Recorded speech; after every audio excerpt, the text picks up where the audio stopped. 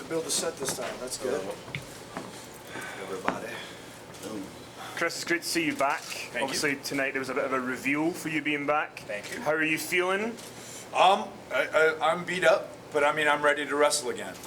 You know, this isn't ballet, despite our good dancing abilities. But you know, it's time for me to get back in the ring.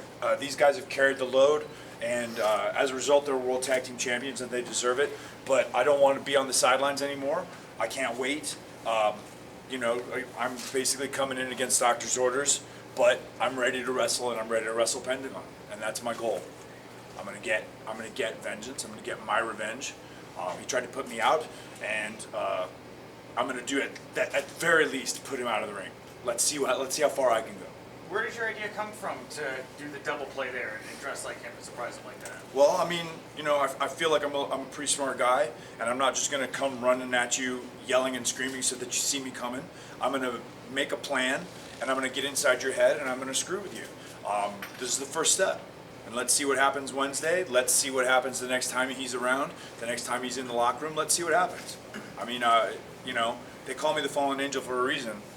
I used to be a pretty good guy, and I'm not really anymore. And I'll show him how bad I can get. Will there be a Freebird rule with the titles, with the three of you? As long as the Freebirds don't wrestle here, I don't think so. Yeah, no. I mean, No, these guys earned the belts. Their names are on the belts. I'll get my own belt. I'll get my own belt when the time's right.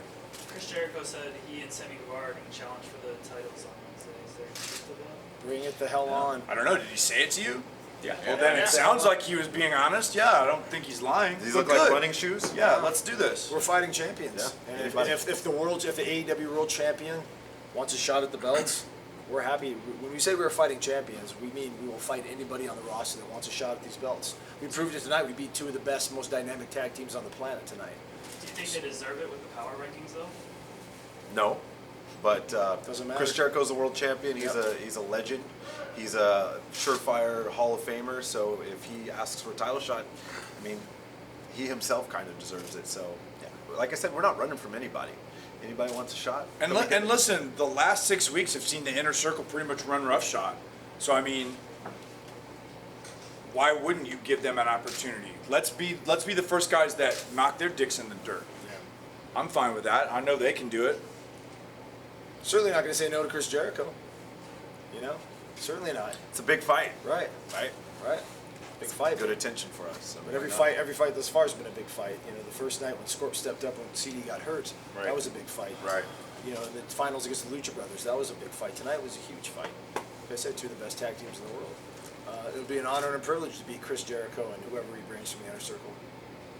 This might not have been a question that we would have had before tonight's show, but the Rock and Roll Express tonight almost like put themselves back, and you know, people want to see them again in matches. Are you open to having a match with the Rock and Roll Express? How would that feel for you guys to sort of let a veteran team like that come in and take a shot? You kidding me? Those two gentlemen, you know, those are guys that I grew up watching, and you know, maybe this generation isn't as familiar with them. They know them as legends. They didn't know them in their prime, like I did when I was a kid. And I would be 100% open to wrestling guys like the Rock and Roll Express, because without those guys, there is no Christopher Daniels, there's no Scorpio Sky, there's certainly no Frankie Kazarian, because those are the guys that paved the way. And this generation really needs to see, understand, and respect that. So I, personally speaking, would love to do that. I don't care who we face personally. I mean, you can put any two guys together and put them in the ring with us. We're going to get the job done. That's the way we prove we're the best. Time and time again, we're going to go up against whoever they put in front of us, and they will all fall. Chris, you mentioned how you were going to get your own title. Right now, the only other title being the men's world title. Do you feel like there should be another title? You can't challenge Riho? I could challenge Riho. I was going to say like other We men's are all inclusive. title. Yeah. Was right now the world title. A Is hell of that- a match. Would you be interested in a secondary title, or are you only having your eyes set on the world title right now? Well, I mean, if AEW decided that there was room for a secondary title in the company, I would certainly have no problem competing for that title. But at the same time, you know, I've been world champion one time in my life, and it felt great. And I would love the opportunity to wrestle someone like Chris Jericho, someone who I've looked up to in my career for more than 20 years, to get the opportunity to wrestle him and maybe beat him for the world championship. What a feather in my cap that would be, correct? So, I mean, yeah, that would be outstanding. But whatever happens with AEW, whether it's the world title, a secondary title, if six-man titles come around, if Riho wants to grapple with the old CD, I'm fine with any of that, man. I'm having the most fun in my life. I'm with my two best friends, and AEW's kicking ass every Wednesday night. So whatever happens, I'm down. I'm down for it. Scorpio, you went from a person that was the man who stepped to the side and was going to let the more experienced tag team wrestlers participate in the tag title, but then now you're tag team champion yourself. Can you talk about the road from PWG training to getting to the point where on a national stage you get to show what you can do? Good question. Man, it's obviously been a long road. I made a joke a week or so ago. I'm like a 17-year overnight sensation, you know, and it's taken a lot of mistakes and falling on my face and things that were sometimes out of my control, wrong timing, wrong place, bad luck, just, you know, and sometimes just not being good enough.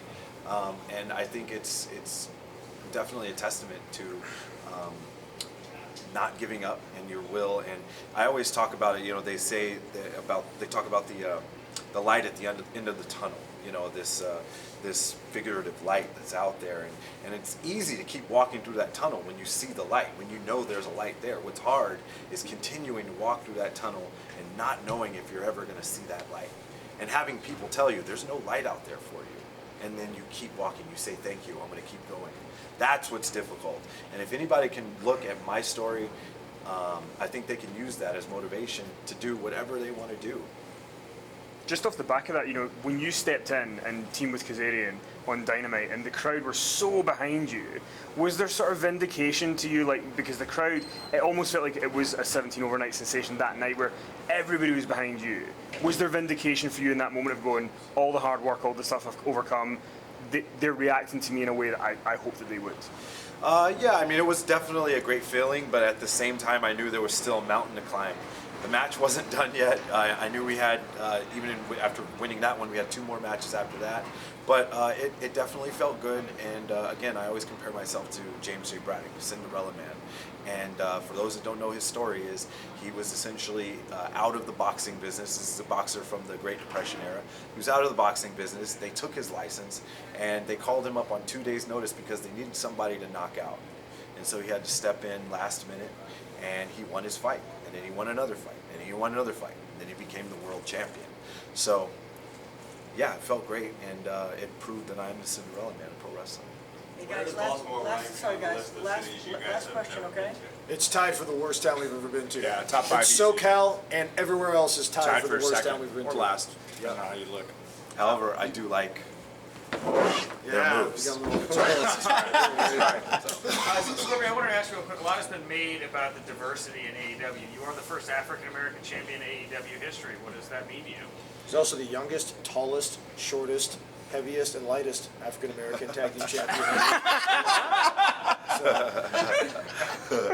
I think it's definitely a great honor. Obviously, it's you never want to make it anywhere based off of what you are, and I think that's the beautiful thing about AEW is they are open to having just different people of cultures and religions and whatever it may be, and it's about talent. Right here, it's about talent. You got to be able to get it done in the ring and be a performer. And the fact that I was able to step up to the plate and get here and represent the culture, it's amazing. Thank you so much, guys. Thank you. very Thank you much. guys. Thank you. Thank you guys. Thank you. Thank you.